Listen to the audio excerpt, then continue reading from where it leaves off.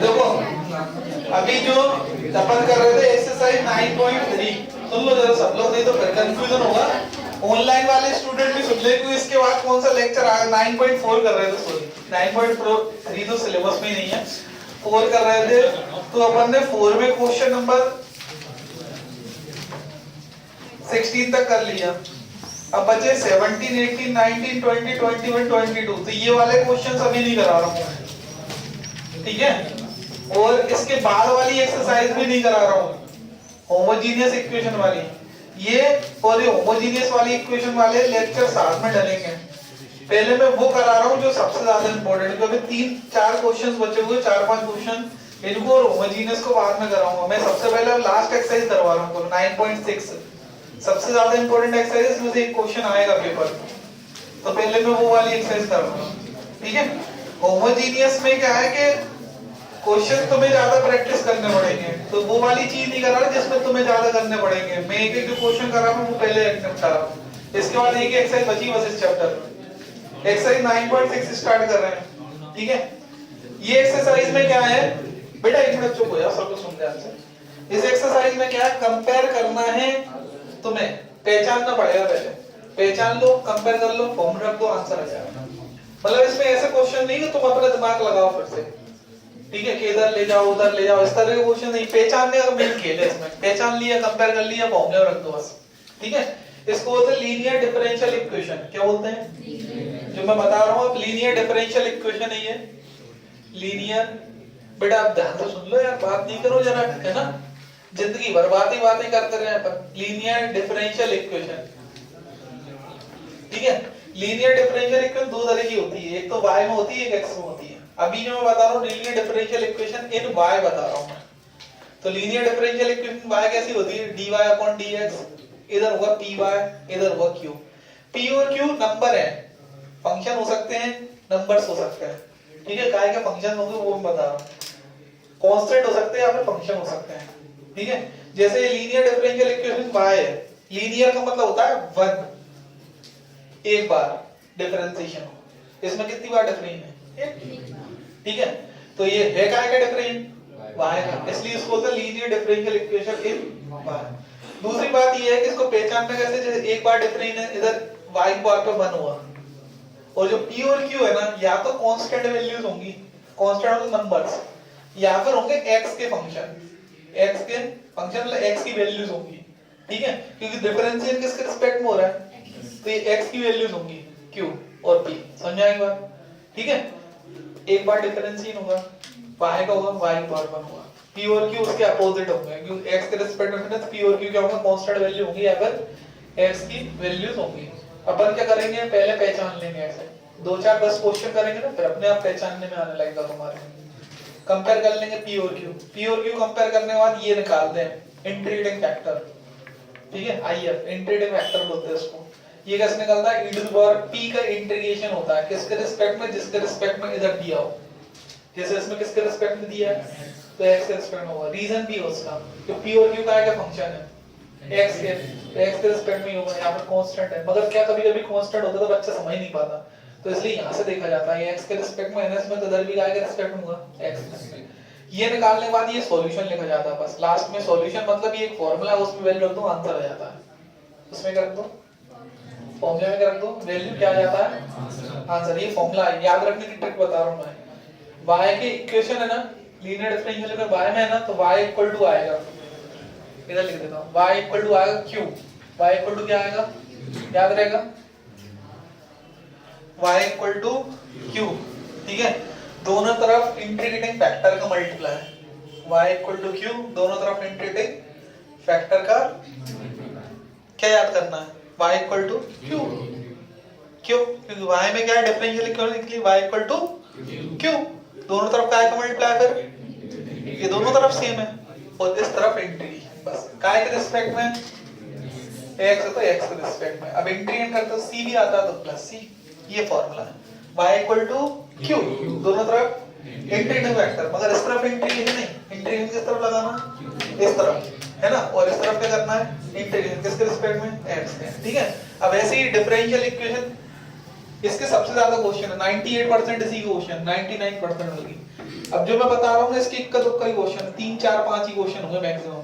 ये linear differential equation in का भी लूंगा बताओ x में y में तो x में लूंगा ठीक है y भी x को x में क्या आएगा d जस्ट उल्टा dx अपन dy आएगा इधर py था तो क्या जाएगा px हो जाएगा इक्वल टू q हो जाएगा। ये दोनों का आएगा फैक्टर होंगे कांस्टेंट या फिर क्या आएगा फैक्टर्स होंगे y के ठीक है ना फंक्शंस और फैक्टर बोल रहा हूं ठीक है। फिर इसके बाद निकलेगा integrating factor which is e to the power pd क्या y के रिस्पेक्ट में pdy। अब सॉल्यूशन लिखेंगे सॉल्यूशन ये निकालने बाद सॉल्यूशन निकालते हैं। सॉल्यूशन में देखो ये अपने पास y में इक्वेशन थी तो अपन ने सॉल्यूशन निकाला y इक्वल टू q निकाला था। इसमें अपनी y की इक्वेशन है x की तो इसमें क्या निकलेगा x is equal to q। दोनों तरफ क्या लगेगा इंटीग्रेटिंग फैक्टर इस तरफ क्या होगा इंटीग्रेट काय के रिस्पेक्ट में dy। यहां से देख लिए करो ना भूल जाओ यहां देख लो प्लस c ये है दो फार्मूले। इसके इक्का दुक्का क्वेश्चन है सबसे ज्यादा इसके लगेंगे। मैं करवाऊंगा तब बताऊं कैसे यूज होगा फॉर्मूला लिख लो पॉज कर लो इसके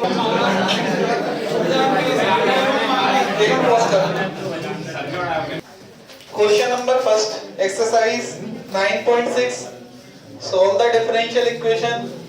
9.4 के लिए कुछ अगर किसी को पेज से लाइन से लिखता है तो स्पेस छोड़ देगा 5-6 पेज का स्पेस छोड़ दे 5-6 पेज में हो जाएगा 9.4 है ना जो बचा थी 4-5 क्वेश्चंस। 9.6 देखो सॉल्व द डिफरेंशियल इक्वेशन ऐसा लिखा सकता है या फिर और लगा और लिखा सकता है find the general solution. General solution ये भी लिखा सकता है। तो first question given dy upon dx plus 2y equal to sin x ये है। बेटा पहचानना पड़ेगा इसमें। अगर अपन ऐसा सोचे ना इसको पिछली एक्सरसाइज के हिसाब से कर लें सुनो मेरी बात सब लोग ध्यान से। जैसे अगर अपन पहचान नहीं पाए पेपर में और अपन सोचे ना पिछली एक्सरसाइज के हिसाब से कर लेंगे y को उधर ले जाएं फिर dx को उधर ले जाएं dy वाले अलग कर लें dx वाले अलग कर लें इंटीग्रेशन हो जाए नहीं होगा ठीक है। जैसे मैं एक स्टूडेंट को गलत कर रहा हूं तो देखो मैं क्या करूंगा कि मैंने शुरू की एक्सरसाइज करी है 4 तक तो मैं क्या करूंगा इसको ऐसे ले जाऊंगा साइन गलत करके बता रहा हूं पहले ऐसा फिर मैं dx में लाऊंगा dy is equal to sin x into 2y यहां क्या ले आया dx।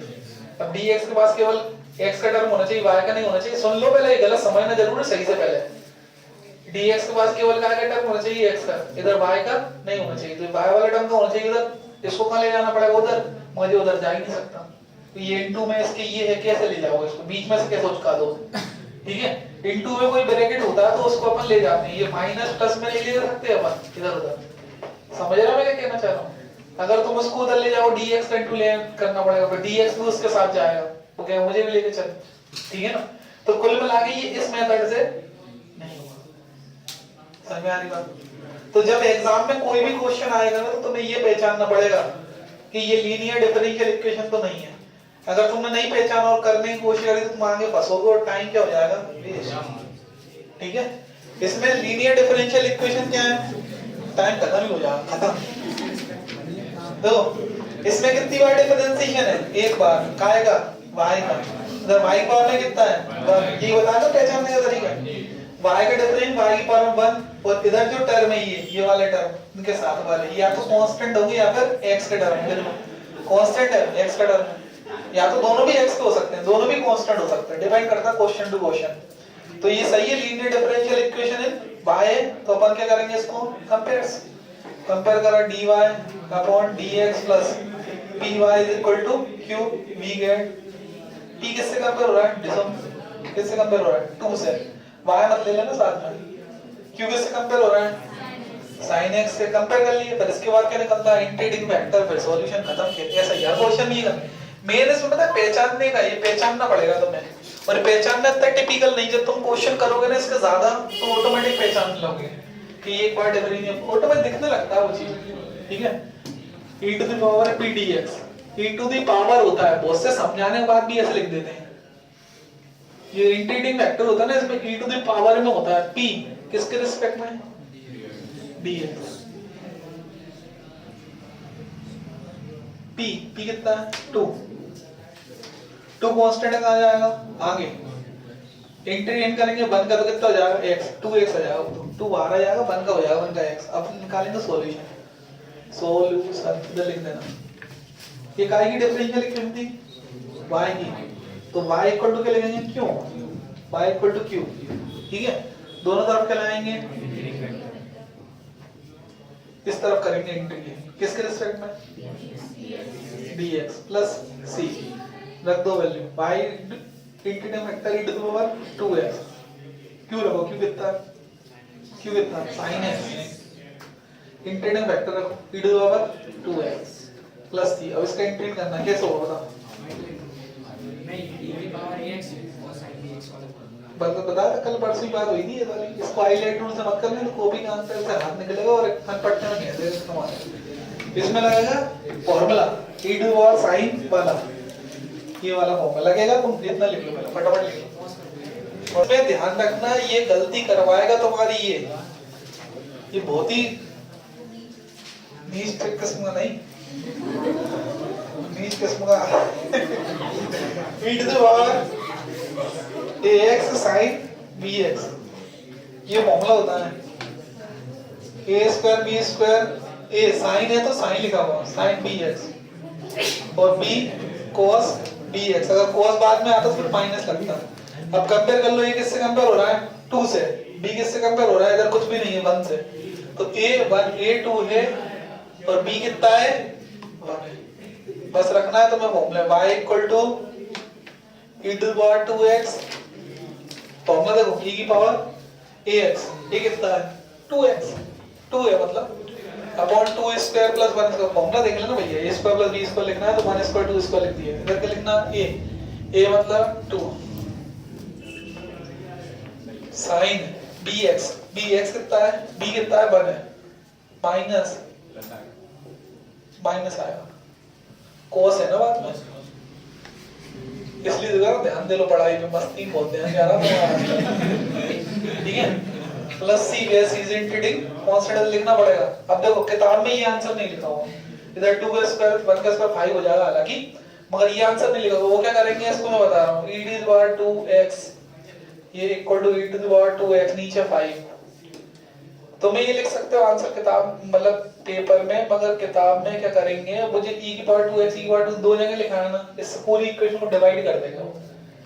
क्या करते हैं इससे, अगर डिवाइड करूंगा ना मैं, divide by e to the power 2x, तो नाटक क्या होगा, ये कट जाएगा y बचेगा, ये कट जाएगा 1/5 बचेगा, ये पूरा इसके साथ इनटू में, और c के नीचे क्या जाएगा e to the power 2x, ये पूरी इक्वेशन को e to the power 2x से कर दिए divide divide divide divide divide, मगर c अपॉन e की पावर 2x ऊपर ले जाओगे कितना हो जाएगा e की पावर माइनस 2x हो जाएगा, और where c is integrating constant, ये लिखा होगा किताब में आंसर।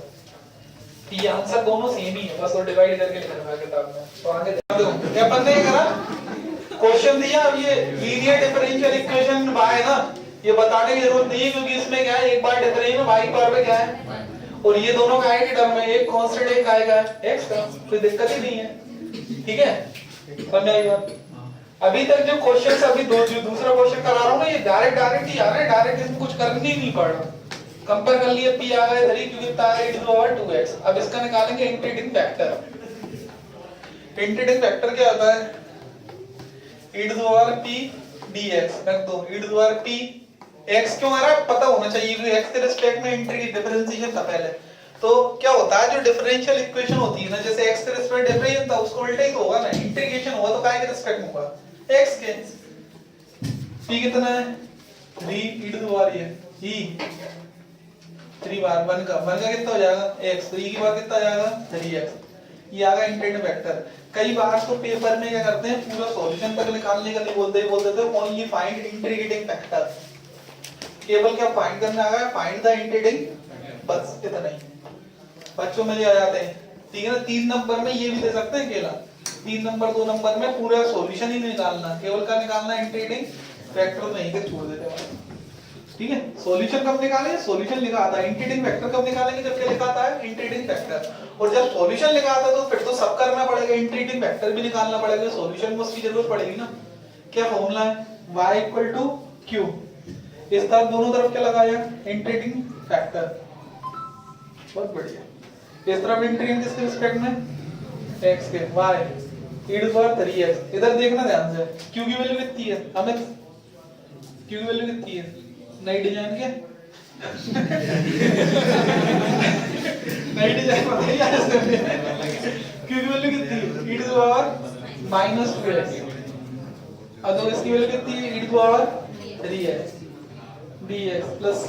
अब ये पावर बेस है ना सेम, तो पावर क्या हो जाएंगे, प्लस, कितना हो जाएगा e पावर, प्लस करोगे तो प्लस माइनस माइनस, e की पावर कितना आएगा x, e की पावर x से कितना होता है, e की पावर x। मत किताब में ढूंढने आओगे ना आंसर नहीं मिलेगा, तो वो क्या करेंगे, e की पावर 3x से डिवाइड कर देंगे इक्वेशन को, सबको क्या कर देंगे डिवाइड, और जब c के नीचे ले जाएगा उसको कहां लिख देंगे ऊपर, जैसे पहले क्वेश्चन बताया था, करना है तुम लोग इससे पॉज करके फिर आंसर। देखो आंसर ये आना चाहिए, अगर e की पावर 3x तो तुमने डिवाइड कर लिया है तो ये आंसर आएगा,